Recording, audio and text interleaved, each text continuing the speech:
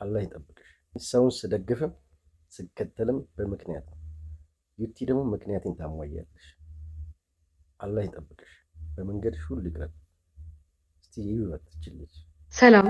አሁን በኢትዮጵያ ሰዓት አቆጣጠር ከሌሊቱ 7 ሰዓት ነው። የሆነ ቦታ ይዣችሁ ልሂድ።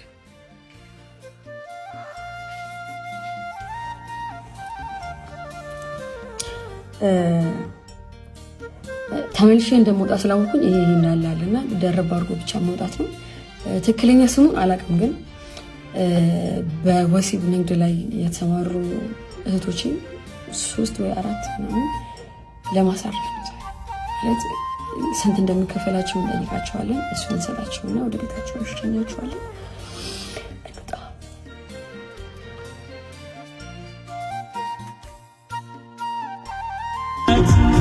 አይዞ ከጎን ነኝ በርታ እንደማልረሳ እንሰባሽ እነዚሁ አንድ አገኘው ግን ፈረመ ገኝ ነው ነው እንዴ? ኧረ ችግር የለውም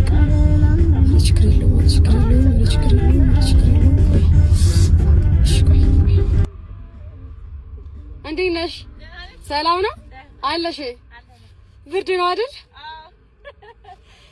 ላወራሽ ፈልጌ ነበረ።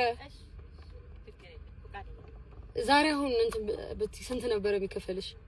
ዛሬ ቢያንስ አዳር ካገኘው 3000 2500 እውነት ጌታ። እሺ አጥፉን ልስጥሽና ወደ ቤት ትገቢያለሽ? ደስ ይለኛል እውነት ግን ትንሽ ታሪክሽን ብታወሪ ደስ ይለኛል። እንዴት ነሽ? ደህና ነሽ? አትፍሪ፣ ፈታ በይ እሺ። እንዴት ነው የመጣሽው ወደ አዲስ አበባ? ገጠመኝ ነው። ተወለድኩት ከፋ ነው፣ ቦንጋ ነኝ። የከፋ ልጅ ነኝ። አባቴ ጠጪ ነበርና ትንሽ አለመግባባት አለ። እናቴን በጣም ነው የምወዳት ከማንም በላይ። ሌላ እህቶች ራሱ ለእናቴ እንደዚህ አይሳሱ። እኔ እናቴ በቃ የእሷ ቀሚስ ለኔ እንደ ብርድ ልብስ ነው የሚሆነውና ከእሷ ጋር እንድትሆን ወደ 9 ዓመት ልጅ ሆኜ ነው እሱን ከመገለው ብጠፋ ይሻላል ብዬ ጠፋሁ። መጥራቸው ላይ ወጣ እንዲህ እያደረገ ያስቸገረኝ። በቃ ምንድን ነው የሚሻለኝ? እንዴት ነው ጀምራለሁ ብዬ ከነ ድንግልና ከነ ምን ሰጀመሩ ድንግል ነበር እውነት ጌታ ምስክር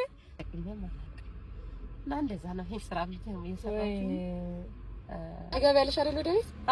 እግዚአብሔር ይመስገን። እናታ እንዴ እሺ ደግሞ ከ2 ዓመት ከ3 ዓመት በኋላ አቆማለሁ። አላህ ይርዳሽ። የኔ መልካም እድል። እሺ በእና መልካም እድል። ሚዲያ ላይ ቢሆንም አስተምራለሁ። ደስ ይለኝ። መልካም እድል። አመሰግናለሁ። ማሪዬ ቻው። በቃ እኔ በጣም አመሰግናለሁ። እሺ እናትዬ። እኔ ቆንጆ አኖርሽ ኖር። አሜን አሜን። እድሜና ጤና ጨምሮ ይስጥሽ። ጌታ ደግሞ ከፊትሽ ይቅደም ዘላለም።